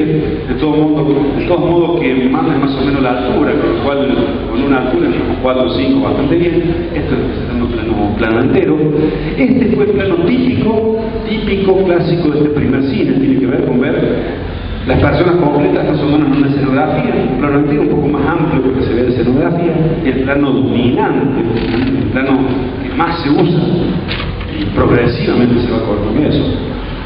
Hubo, y vamos a ver ahora un ratito un material, algunas cosas más cortas en esa lógica. Hay una toma de los lumines, primera toma, que es el desayuno del bebé, están en realidad en el jardín de la casa, creo que es Auguste Lumière, su mujer y el nene. Entonces claramente una especie de lo que hoy llamaríamos plano medio amplio, no está la mesa, están ellos sentados, se los ve de cuerpo completo, pero la idea sigue siendo la de mostrar la generalidad, o sea, toda la escena más o menos completa. De este plano de cuerpo entero pasamos a lo que va a aparecer después, que inventan los norteamericanos, que se llama plano americano. Se llama plano americano porque lo inventaron ellos, que es cortado por encima de la rodilla, justo encima de la rodilla. Permite ver la persona del cuerpo entero más cerca, más claramente sus acciones, su movimiento, algo de expresividad, y elimina los pies, que básicamente no suelen ser muy importantes si dos personas estamos hablando, sentados en una mesa conversando o eso.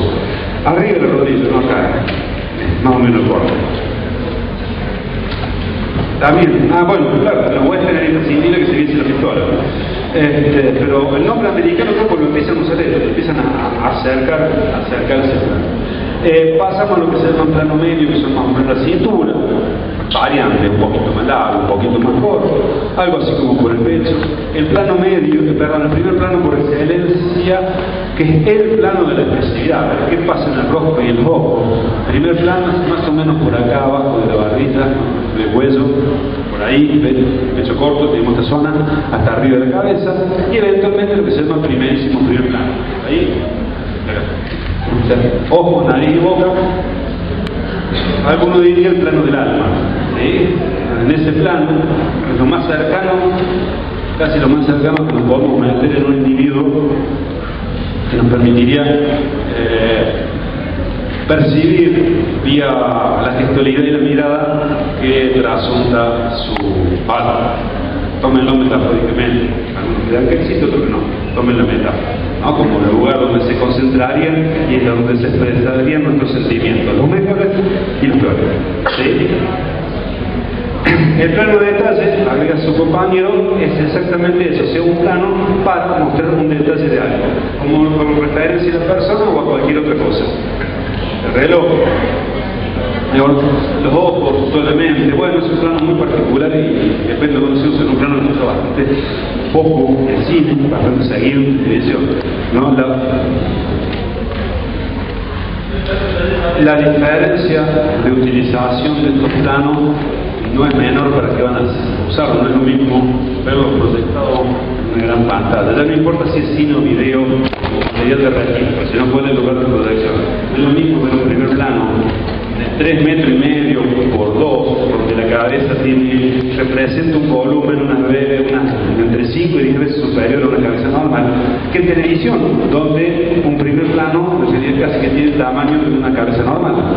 Y al revés, no es lo mismo hacer un gran plano general para verlo en una pantalla de 3,5, 4 por 2, que hacerlo para verlo en un monitor de computadora, en un iPad, en una tablet, ¿no?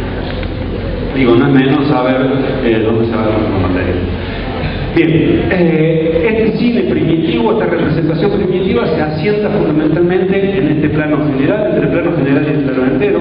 La cámara básicamente no se mueve y los cortes recién muy lentamente tienen que ver con distintos puntos de vista, fundamentalmente tienen que ver con cambios de escenarios y de escenografía. Este es el primer paso. Lentamente se van incorporando las otras variedades. Decíamos, el señor Ferdinand Seca es uno de los primeros en incorporar y empezar a contar estas historias que ya no son la fantasía de Méliès, sino que son de ficción, pero que tendrían parámetros de contacto con nuestra realidad. Mucho más allá va todavía el señor Luis Febreau, aunque bastante más adelante, ¿no? Sus producciones más importantes son de 1909, 1910, 1911, 1912, donde ya tiene producciones más complejas, más elaboradas, donde la combinación entre realidad y fantasía permite hasta la inauguración de géneros nuevos. Es un poco él el que eleva, el que organiza o crea, o al menos populariza. Muchas veces es difícil saber quién crea, pero es más claro saber quién populariza y generaliza el uso de algunas historias como la de los bandidos. Es más, sus primeros personajes son los delincuentes, no los policías, ¿no? Fantomas creo que es una, Judex era el policía, pero Fantomas y alguna otra.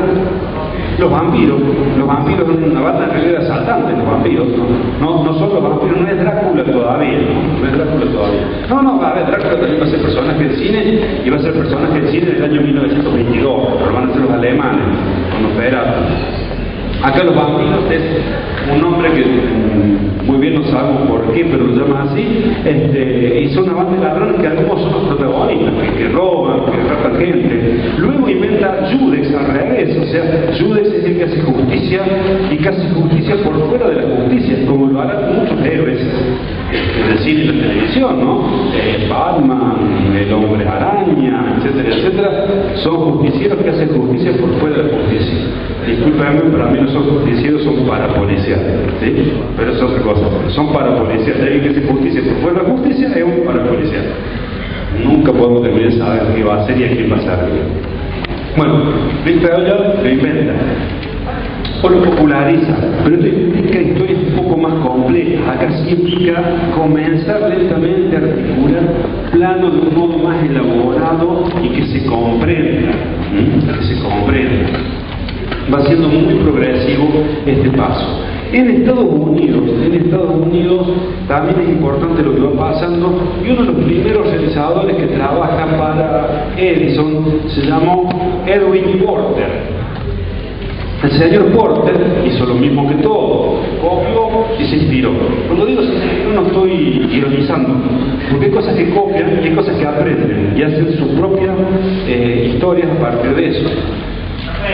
El señor Porter trabajó muchos años para la Edison y también estuvo experimentando a partir de ver los trabajos de Ferdinand Seca, a partir de ver los trabajos de Brighton. Se encontró mucho material de él, pero quizás lo que más se rescate sea fundamentalmente Robo y Asalto a un tren del año 1903. Anteriormente tiene un trabajo que se llama algo así como Rescate y Salvamento o Vida de un bombero americano. Con esta película va dando varias conclusiones, porque fue encontrada como una de las primeras películas donde se produce lo que se conoce como montaje paralelo. Por lo menos claramente, ya vamos a ver qué es el montaje paralelo.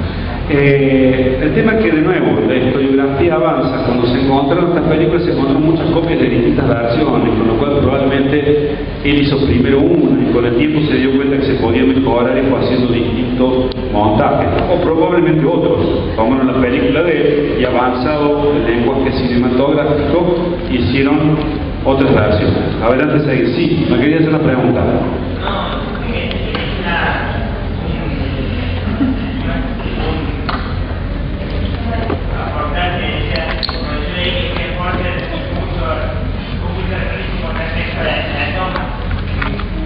No te entiendo.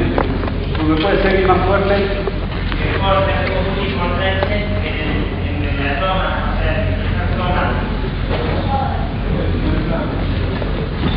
Sí, ya vamos a ver qué soporte en el Robo 3. Primero vamos a decir cuál sería el montaje alterno. Cuando empieza a narrar el cinematógrafo se encuentra con un problema que la literatura y nosotros en la vida cotidiana resolvemos muy fácilmente.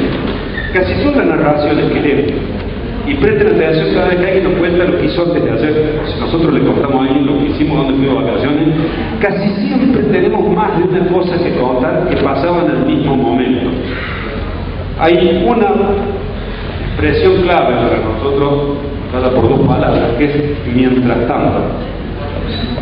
Mientras ocurre tal cosa, o yo estaba haciendo tal cosa, y mientras yo hacía tal cosa, papá, mi mamá, mi novio, mi hermano, mi amigo, el perro, el gato, hizo tal otra. El mientras tanto, o el mientras, nos dice que dos eventos están sucediendo simultáneamente en distintos espacios.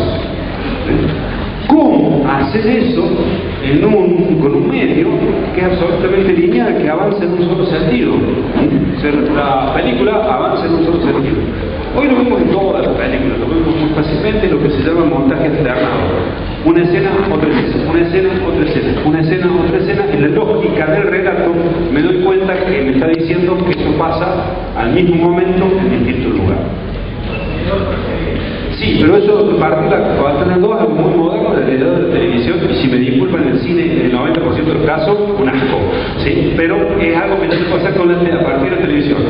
En el cine, hasta que no existiera la electrónica que tan fácilmente partía de pantalla, fotográficamente se podía hacer, y se ha usado excepcionalmente, ¿no es cierto? La estructura que se usa es la de este montaje. Este montaje me sirve para dos cosas, como mínimo, para dos cosas. Narrativamente, para decir mientras tanto, o sea, simultaneidad de tiempo en diversos espacios. Expresivamente, para crear tensión dramática, si hubiese implicancia dramática entre los dos espacios. Si implicancia dramática entre los dos espacios, según como evolucione, me crea tensión dramática, porque en general esa acción, en general, se termina uniendo en algún lugar. El caso prototípico es perseguido, el caso prototípico es el FBI o la CIA investigando un atentado, o los que planifican el atentado por otro lado, para ser contemporáneo. ¿Sí? Bueno, el señor Porter es el que trabaja con una combinación extraña también, casi por primera vez, no por primera vez, pero con una combinación poco frecuente entre imágenes que llamaríamos de actualidades o documentales e imágenes ficcionales, tomando imágenes de filmaciones de bomberos en la calle, de bomberos subiendo edificios de incendios, de bomberos que salen de la base de bomberos. Filma además una ficción donde hay una mujer adentro de un edificio y un bombero que entra por una ventana y la saca, y más o menos va probando esta alternancia entre los bomberos que llegan, la mujer que está sola, los bomberos que suben, la mujer que está sola, el bombero que entra afuera del edificio incendiándose, el bombero que sale con el bebé en brazos. Por supuesto que esto que yo le estoy narrando así, por aburrido que sea, tiene creo que 5 veces más ritmo que el trabajo de él, ¿no? Para la época. Y parecería ser que en realidad la primera versión no lo tiene, que la primera versión cuenta todo de un lado y luego todo del otro. Esto cuenta todo por fuera del edificio, todo por dentro. Digo, esto es el aprendizaje. Hay una imagen, no tengo esa grabación, pero hay una imagen hecha en 2 tomas, del año 1901, 1902, que es una muestra de dificultad de este idioma. Un auto de este idioma, de este lenguaje, ¿no? Un auto que viene por la calle, se va de control, se queda sin frenos, se da contra una casa, y se mete, tira la pared y se mete adentro. En la siguiente toma, se ve una familia comiendo, desayunando, almorzando, vida de familia durante casi un minuto, hasta que de repente se le aparece el auto que chocó. En ese sentido digo 2 veces. Hoy, ¿cómo contaríamos eso? Auto que viene, mostramos familia incas felices desayunando, ¿sí? Auto que se acerca, familia que no tiene ni idea de lo que pasa afuera. Auto que se va de control, familia que sigue en el más feliz de los mundos. Auto que pega contra la pared, y cuando pega contra la pared está rompiendo, pasamos adentro donde se ve que termina de entrar la familia que se lleva el susto de su vida. Y además lo haríamos donde las primeras tomas son más largas, y las segundas las otras se van haciendo cada vez más cortas para crear la ritmo. ¿Se entiende? En este sentido en el que digo 2 usos. Un uso narrativo, mientras tanto, un uso dramático expresivo, crea clima, tensión, si hay implicancia dramática entre 2 situaciones. Entonces la familia no tiene ni idea que el accidente es contra ellos. Bien, estos experimentos empiezan ahí y muy lentamente, le vuelvo a decir, están algunas de las películas de Porter, esta es la primera, con las dudas de cuándo fue que empezó a hacerlo. Rugby asalta un tren, una película importante por 2 cosas, o 3. Es una película de 12 minutos, más o menos, también la pueden ver en internet, no sé si tenemos tiempo, vemos algo acá. Rugby asalta un tren es muy sugestiva por varias cosas. Primero, está grabada también en una combinación de interiores y exteriores, es del año 1913. Es toda ficción. es de algún modo el primer western. O sea, va a dar origen también a una de las corrientes que más plata le va a dar al cine. Y con películas muy buenas, El western tiene muy mala prensa, muy malito. Todo lo que se haga en los cultos van a decir que no ven western. Yo creo que no ven western, pero el western hay cosas muy interesantes. Y además seguro que ven western moderno, que no necesariamente tiene ni cowboys ni pistolas, pero que tiene estructura narrativa de western. Les decía, uno de los primeros western está grabado en exteriores, combinando interiores. Trata de hacer simultaneidad de casi 3 lugares. No lo resuelve muy bien, sobre todo hasta el final. Lo resuelve con una persecución al final, que es como se van a resolver muchísimas de las películas de aventuras de western o del thriller actualmente. Tiene una persecución al final. Mantiene muy bien lo que se llama continuidad espacial. Esto es cómo al cambiar de un plano al otro, el que sigue se entiende cuáles son las direcciones de movimiento de los objetos y de las personas. Y es una de las primeras películas donde claramente hay algunos encuadres escorzados. Esto es, la cámara no está fija perpendicular a la escena, sino que es capaz de mirarla lateralmente, cruzada. Hay un tren y gente que se hizo bajar a los pasajeros para robarlo, y la cámara no está enfrente, sino que está de costado. Si vemos la pantalla, el tren está en diagonal, uno de los sujetos pretende escapar y sale corriendo como hacia la cámara, o sea, en diagonal respecto a su frente, ¿no? Hay planos un poco más cortos, las continuidades son bastante exactas. Cuando sale el tren, sale el plano siguiente exactamente en la misma dirección donde pasó. Cuando ve otro lugar, se ve la misma dirección hacia donde va. En ese sentido, ya empieza a haber un ajuste bastante importante en las secuencias de planos. Acá sí podemos hablar de montaje. Todavía no hay montaje dentro de la propia escena, pero la secuencia de escenas ya no es, la secuencia de tomas ya no es un cambio de escenografía teatral, sino una evolución narrativa de ese relato. Y algo muy sugestivo, que es lo que le decía su compañero allá atrás, la película la presentó con un plano muy provocador agregado de una persona mirando a cámara y tirando un tiro a cámara, que además podía ponerse al comienzo o al final. Es como que algo así que el exhibidor podía decidir si lo ponía como un plano de presentación o como un plano de cierre. Muy sugestivo, la mirada a cámara y un disparo en un plano medio, prácticamente la altura y corta, donde la persona mira a cámara y dispara. A ver, cuando decimos dispara a cámara, en protección dispara público. Muy provocador para esa época. Este cine, entonces, para esta época, estamos hablando del año 1903, 1905, están más o menos plasmados progresivamente gran parte de las historias que contará el cine de aquí en más. Gran parte, no todas. Hay ficción fantástica, hay ladrones, hay policías, hay justicieros, hay western, hay incipientes historias de amor, hay problemas sociales, como un crimen, hay algunas películas sobre el alcoholismo. O sea, está la Biblia, digamos, está la Biblia y el Calefón en el cine. Está un incipiente cine entre erótico y pornográfico. El cine ya ha sido calificado, esto es descalificado por las ligas de moral como inmoral, porque es un lugar donde la chusma se junta a ver productos de mala calidad. Insisto, el cine que aparece en los primeros años es absolutamente popular. Cuando decimos popular, son sectores económicamente bajos, socialmente no educados en términos de instruidos, no instruidos, básicamente analfabetos. Es la gran ventaja del cine, no hablado y sin subtítulos todavía. Lo puede entender o no, cualquiera, pero lo que se entienda o no depende de la complejidad del relato y de mi habilidad para plasmarlo en la imagen. No depende de que la persona sepa leer para leer subtítulos, no depende del idioma que hable la persona para entender lo que se dice. Es muy fácil mandarlo de un país al otro porque no hay idioma por detrás. Es muy fácil en un país como Estados Unidos, que está recibiendo millares de inmigrantes de todo el mundo, que cualquiera de ellos puede ir al cine. El cine nace en las barracas de ferias, en los bares y bodegones del bajo mundo, casi como el tango en Argentina o como el jazz en Estados Unidos. El jazz, ¿qué es el jazz? Dicho despectivamente, música de negro. ¿Sí? Bien, hoy considerado una música más sofisticada, más elaborada, más difícil de aprender en todo el mundo, en su momento totalmente desprestigiada, que era el tango en Argentina a fines del siglo XIX, principio del siglo XX. Música de baile de malandras, malevos de la mitología y prostitutas. Tan es así que las señoras o las mujeres de buena familia o las chicas de buena familia no bailaban tango, pero iban a esos lugares, que el tango originalmente se baila entre hombres.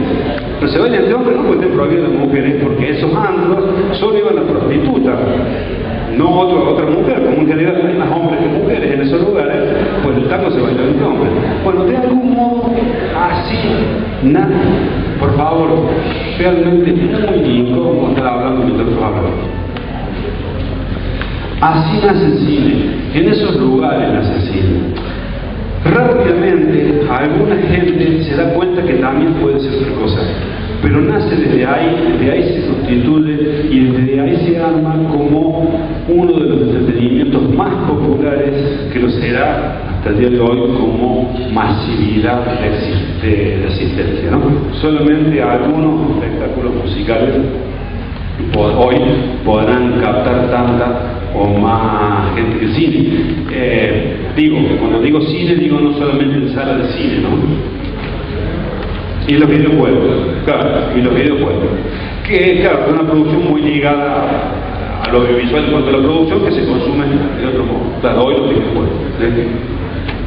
Sí, bueno, en algún momento el cine interactivo será otra cosa, pero bueno. Vamos a ver un par de cosas que quiero mostrar, que me parece que son interesantes que vean. Vamos a algunos de los primeros trabajos de los Lumière. Estamos hablando del año 1895. Perdón. La clase no terminó, estamos en la clase. Les rogaría que guarden silencio hasta que termine, que quiero retirarse, se retire, pero que no interfiera con mi actividad ni con la de los compañeros de ustedes que están interesados, por un problema de respeto a sus propios compañeros.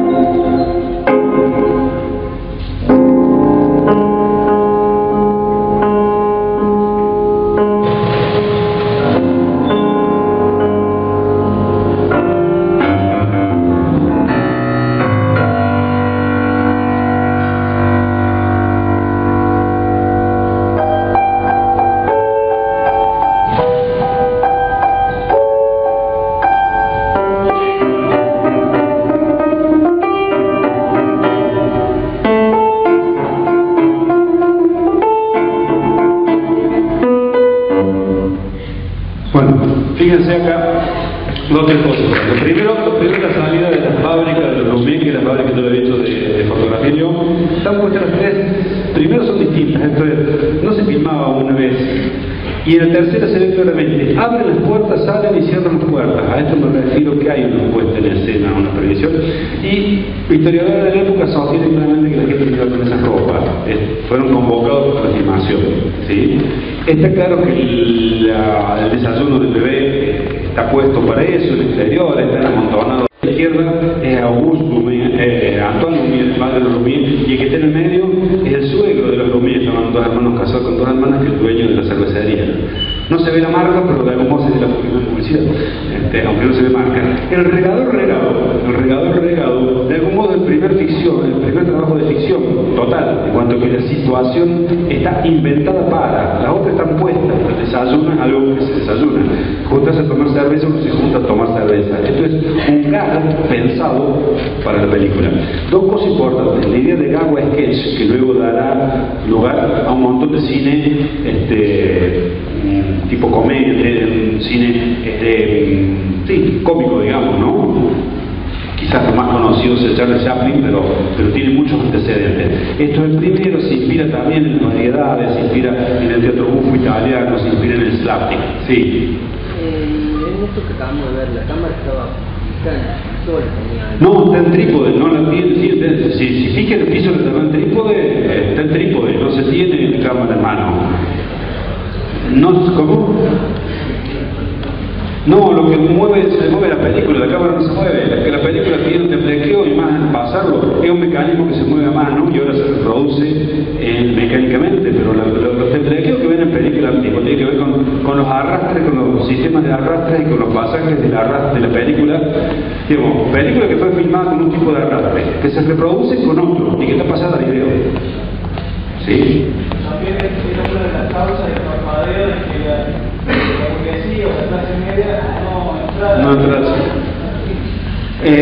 A ver, una cosa muy importante conceptualmente respecto a la importancia del cuadro y que la cámara no se mueve en términos de movimiento de cámara. El regador pisa, sale corriendo, el jardinero va, lo busca y lo trae para pegarle al frente de cámara. No existe todavía la idea de que puedo mover la cámara, ni mucho menos que puedo cambiar el punto de vista.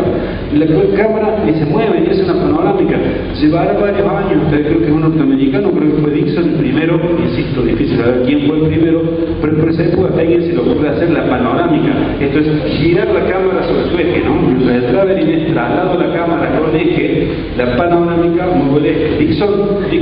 Dixon es el que había sido el técnico de Edison, que él lo había nombrado. Es el uno de los primeros probablemente de mover, pero son cosas que van apareciendo muy lentamente y además no se reconocen rápidamente las posibilidades narrativas y descriptivas, las posibilidades narrativas y expresivas suelen ser muy funcionales. A veces lo muevo porque tengo que mostrar algo. El cine más contemporáneo, progresivamente, no lo hará solamente porque tiene que mostrar algo, lo dirá porque quiere decir algo sobre lo que muestra. ¿Se entiende la diferencia de concepto? O sea, un uso funcional es me acerco para que se vea mejor solamente. Un uso expresivo es me acerco porque es dramáticamente ver la expresión de ese rostro, no para que vean la copa que está vacía. Esto lleva todo un tiempo de procesamiento. Vamos a otro material.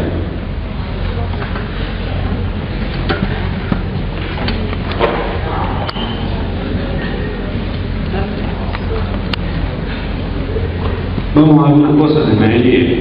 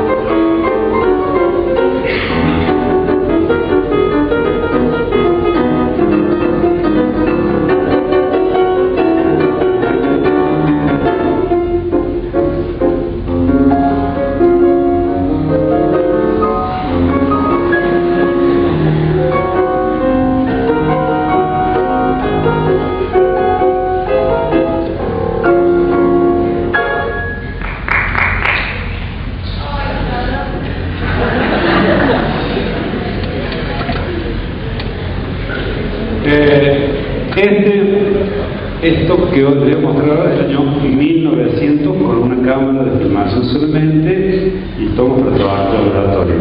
A ver si en 15 días, a ver, 3 semanas, un mes, alguno de ustedes, uno de ustedes, trae hecho esto en video, con computadora, usando Premiere y After Effects, buscando a un estudiante de música que les haga algo de esto. Lo hizo el mismo Mary, todo él, excepto supongo el laboratorio, pero sabiendo lo que había que hacer y lo que quería hacer para que el laboratorio consiguiera esto. Año 1900.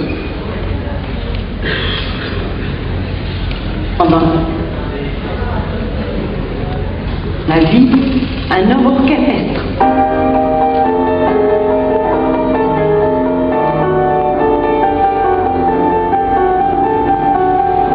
¿Ven el movimiento de las sillas? Que la superposición que nunca queda estable, exacta. Y es él, ¿no?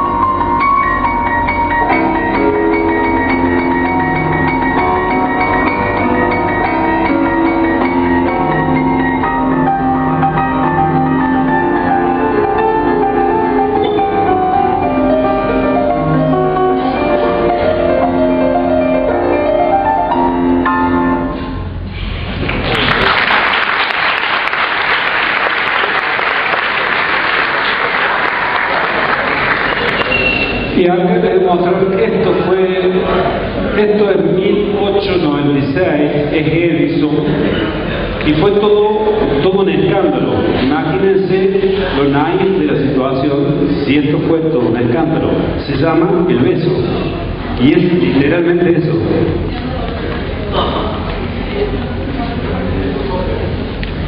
Para quien tocó, creo que fue todavía, pero probablemente después se proyectó.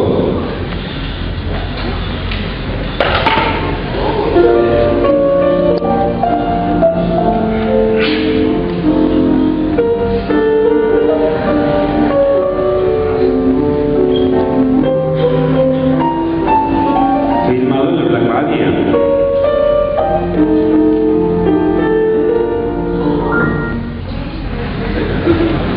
Ya mucho más osado, 3 años después,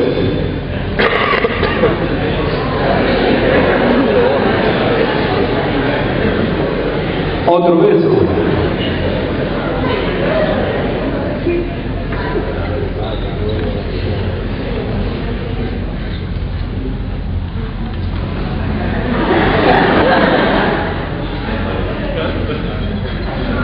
Se dan cuenta que frente al anterior es casi pornográfico.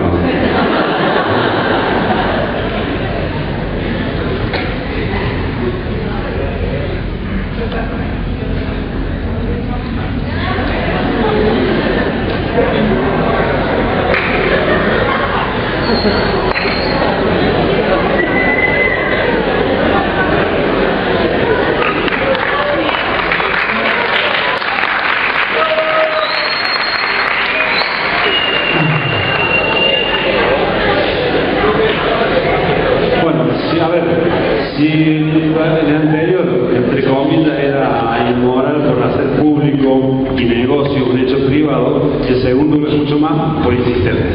¿Sí? Una cosa que sería importante, van a leer distintas cosas en libros y apuntes. Yo les voy a dar un punto de vista que no es mío solo y otros que lo sostienen. Con esto de que el cine nace muy a lo humilde, salir a filmar afuera, no necesariamente. Edison está grabando en Black Maria primero antes de salir afuera, pero como que esta marca de los Lumière, de que el cine son estas vistas, salir a formar lo que hay. Algunos dicen el cine nació documental. Yo voy a decir de un modo taxativo y terminante mi postura: no, son mentiras. Primero, el concepto documental no existe. El concepto de documental se desarrolla después. Cuando nace no hay concepto ni de documental ni de ficción, son fotógrafos que van y fotografían lo que ven, y el señor que trabaja en teatro empieza a hacer lo que hace el teatro. Luego se puede conceptualizar la diferencia, pero dijimos que la salida de la fábrica no es una genuina salida de la fábrica, sino que está hecha una pequeña puesta en escena para filmarla. El desayuno no es un genuino desayuno, están puestos a desayunar para ser filmados. Entonces, son imágenes realistas, sí, son naturalistas, sí, se parecen a mucho como ocurrieron las cosas, sí, pero están puestas para, ¿no es cierto? El regado claramente ficción, la de Méliès de las cervezas y el brindis también es una apuesta para ser filmada. Entonces, todavía está esta cosa del fotógrafo que, insisto, arma su escena, no, ni siquiera están trabajando todavía como reporteros gráficos. Sí, muchos de los que saldrán afuera funcionarán más como reporteros gráficos sobre eventos que ocurren. Pero decir que el decir que el cine nace con una vocación documental, me parece que es muy forzado. Cuando nace, no el cine, sino el cinematógrafo, cuando nacen estas cosas, no se sabe que no tiene una clara vocación, y si la tiene, está más vinculado al experimento científico, al experimento fotográfico o al entretenimiento, sea que sea. En el proceso donde se van dando las distintas producciones, van apareciendo tendencias, clasificaciones, géneros, objetivos. ¿Estamos? ¿Alguien me va a hacer una pregunta por ahí? Sí. Sí, sí, pero están en el mismo juego. Esa llegada al tren de la ciudad y un montón. Esa es la famosa llegada al tren de la estación de la ciudad, que algunos dicen que cuando se proyectó la primera vez, es esa, claro, uno se ríe, esa es la que dice que cuando venía el tren la gente se levantó de la sala porque se asustaba. Ahora, como de la salida de la fábrica debe haber muchas versiones, de lo mismo Lumière, después hay filmaciones de llegada del tren por todo el mundo los primeros años, ¿cierto? Ahora, en alguna de las de los Lumière se ven, yo no los reconozco, relato, los tengo escrito así como Benigoy y Emilio decía, nos comentaba reciente que en la del brindis en el bar es el padre de los Lumière y su suegro. En alguna de estas están las familias en el andén para generar movimientos, están familiares de esos en el andén para generar movimientos y cruces, o sea que también hay de algún modo puesta en escena. De todos modos, yo diría que lo piensen, no corresponde a mi materia acá, pero conceptualmente que lo piensen. Una idea, el concepto de documental tiene toda una conceptualización atrás bastante más compleja. La palabrita documental que nosotros usamos viene del inglés documentary, ¿sí? que lo empieza a utilizar es un señor que se llama George Grierson en el año 30. Bueno, en el año 27, 28 lo empieza a utilizar George Grierson para referirse al cine del señor norteamericano Robert Flaherty.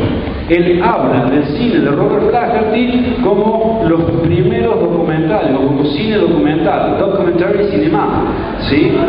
El señor Flaherty hace su primer película, la vamos a mencionar más adelante, lo que hoy llamamos el primer documental, es más, hoy diremos el primer documental etnográfico, lo hace en el año 1919. Él lo nombra película de la vida real, no existe la palabra, y es un explorador que filma, mucho menos sabe que existe la palabra etnografía. Hoy lo llamamos documental etnográfico. No es incorrecto, responde a todos los parámetros del documental etnográfico, que es una categoría contemporánea. En su momento, él hizo una película de la vida real, ¿sí? Por eso me parece forzar los términos. Bueno, con esto tenemos esta presentación de este primer panorama de la primera época, unos indicios de las primeras películas. Si quieren, y yo les recomendaría que vean algunas cosas de esta gente. En YouTube van a encontrar un montón, buscando los nombres: Ferdinand Seca, Luis Folliard, Alice Guy, Edwin Porter, Lumière, Méliès, poniendo los nombres de algunos de ellos, de las cosas que hemos nombrado: El viaje de la Tierra de la Luna de Méliès, lo encuentran, Asalto y robo, un tren, lo encuentran. Todo ese material, mucho se puede bajar. Otro, les decía otra vez, no está tan fácil bajarlo, pero para verlo online en YouTube, está completo. Pues bien, terminamos con todo éxito nuestra segunda clase. Ninguno me convidó mate. Ya seguimos con Sorrentino en el práctico y seguimos con el teórico la semana que viene. Muchas gracias.